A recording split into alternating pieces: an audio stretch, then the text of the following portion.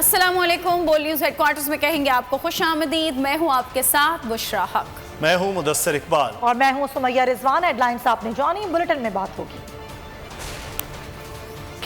खिलाड़ियों की net practice, काफिला चलेगा कब, पिंडी में क्या इंतजामात,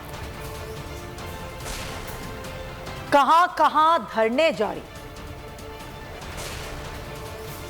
नए इंकिशाफात और भारत को धोबी पटखा।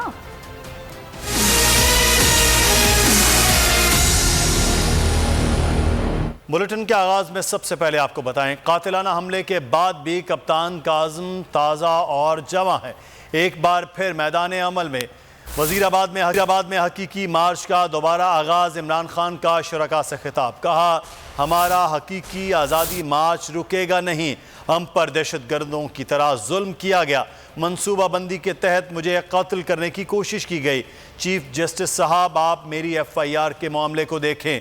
साबिक वजीर आज़म होने के बावजूद मैं मुकदमा दर्ज न करा सका। चीफ जस्टिस मामले का नोटिस लें, इंसाफ दें।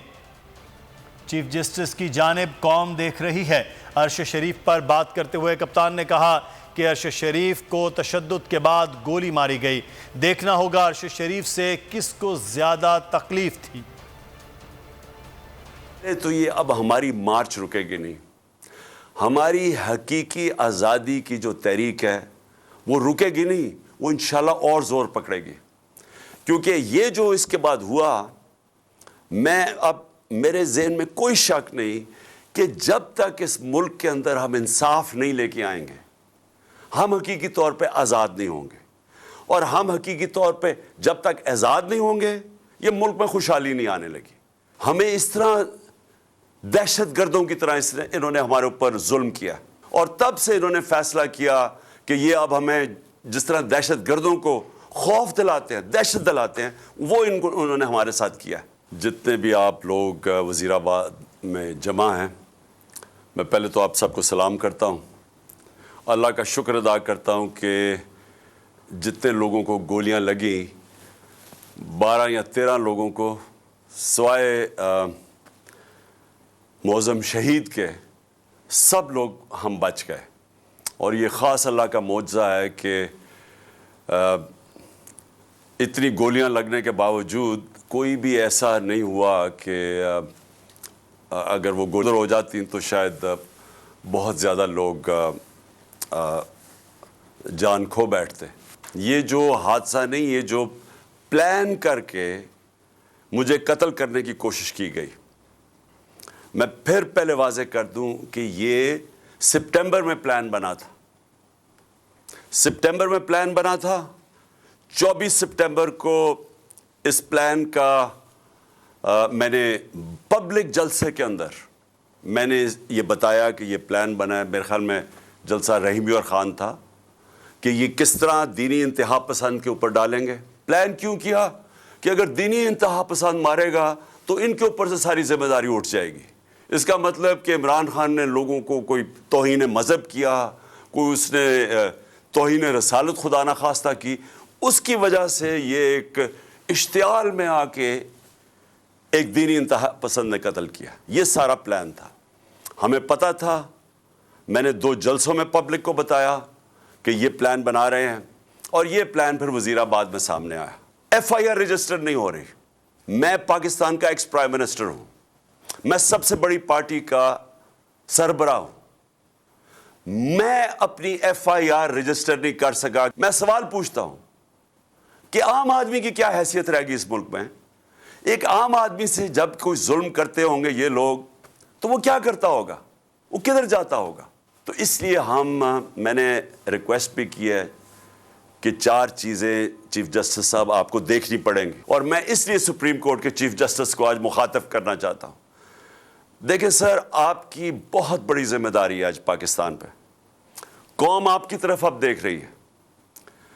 कौम ये देख रही है कि पाकिस्तान का ex prime minister first information report अपनी दर्ज नहीं करवा सकता, जो उसका हक है।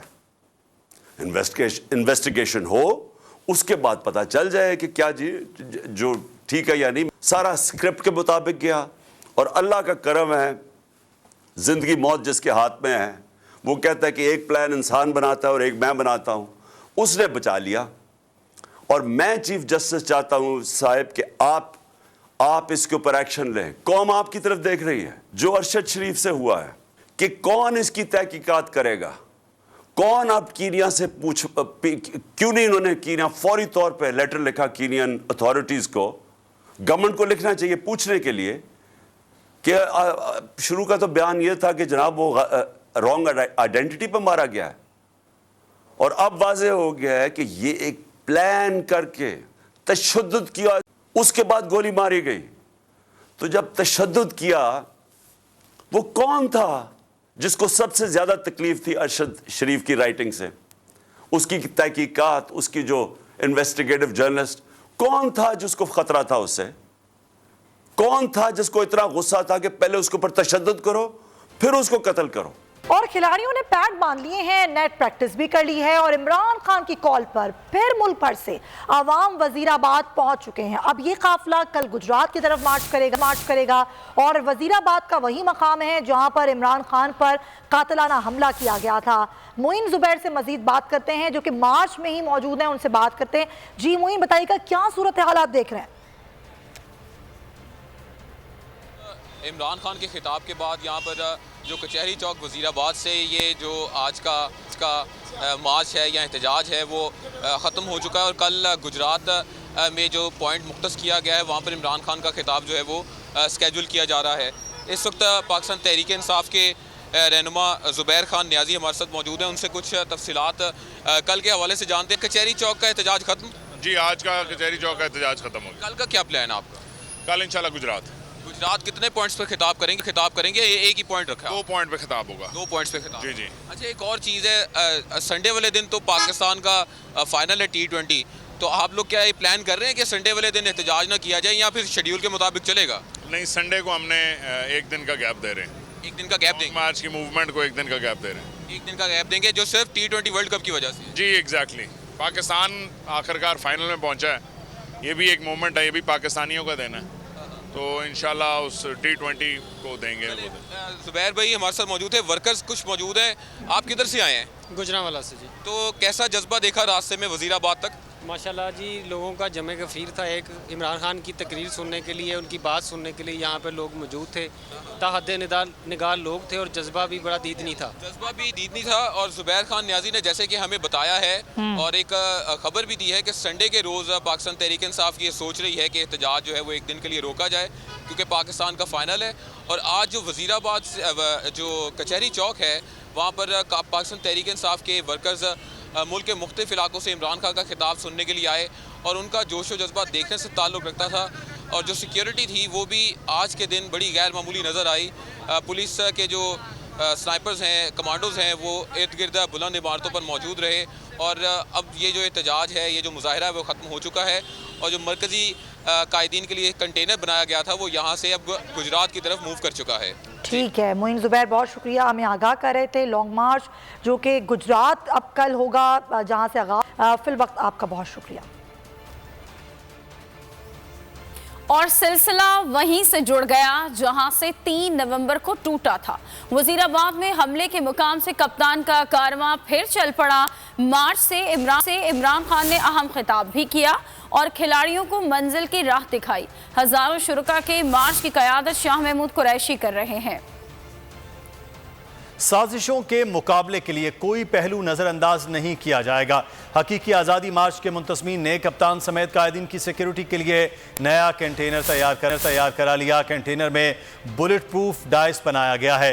कंटेनर कप्तान के इनकलाब के अज़्म की तस्वीर पेश कर रहा है। और अवामी मुस्लिम लीग के सरबराह शेख रशीद कहते हैं कि अवाम इमरान खान के साथ है। अगले 20 दिन बहुत अहम है।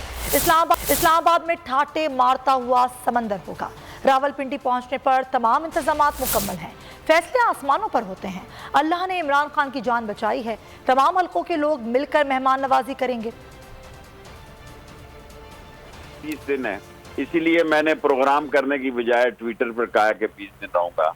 कि रावलपिंडी में जहां से हमारा इलाका शुरू होता है, रवात से लेके फैजाबाद तक दुनिया का एक ठाठा मारता समुंदर होगा और इंशाअल्लाह ताला इस मुल्क में इलेक्शन होंगे और ये मुल्क आगे बढ़ेगा। मोजदा हो गया, इमरान खान बच गया है, लेकिन आगे के लिए तो रखना होगा ना। लोगों को कल्टीवेट करते हैं किसी को एलिमिनेट कराने के लिए, पर ताकतवर से कातिल से ज्यादा खुदा ज्यादा ताकतवर है और खुदा ने इमरान खान की जान बचा के ये पैगाम दिया है। हमने तमाम उलमा से बात की है, तमाम मदरसों से बात की है, तमाम मस्जिदों से बात की है, तमाम मकतबा ज़िक्र हम मिलकर इमरान खान को रवात में जहां से वो जगह रखेंगे उनका इस्तेमाल करेंगे और जितनी जगहों से लोग आएंगे सारा पिंडी मेहमानदारी का अभी हमने 3-4 दिन के इंतजाम किए हैं, उनके क़याम ताम और सारा बंदोबस्त हमारे। और चेयरमैन तहरीक इंसाफ इमरान खान की जमान पाक लाहौर में सहाफ़ियों से मुलाकात में चश्मकुश हक़ाइक़ से पर्दा उठाया, लॉन्ग मार्च और मुल्क की सियासी सूरत हाल पर गुफ्तगू की गई। इमरान खान ने अपनी ज़िंदगी को लाहक खतरात और हमले के हवाले से भी आगाह किया। इमरान खान का कहना था कि हुक्मरानों ने EVM की इसलिए मुखालफत की कि उन्हें मालूम था कि मैं जीत जाऊंगा, अगर मुझे इस्टेब्लिशमेंट की मदद दरकार होती तो EVM पर क्यों इन्हिसार करता। कप्तान ने मजीद ये कहा कि नवाज शरीफ को वापस बुलाने की कोशिश हो रही है ताकि माहौल एक जैसा दिखाया जा सके। उन्होंने कहा कि जो डिग्गी में कर मिलता है उससे क्या मज़ाकरात होंगे, EVM के बगैर भी इंतखाब हुए तो भी इंशाअल्लाह हम ही जीतेंगे।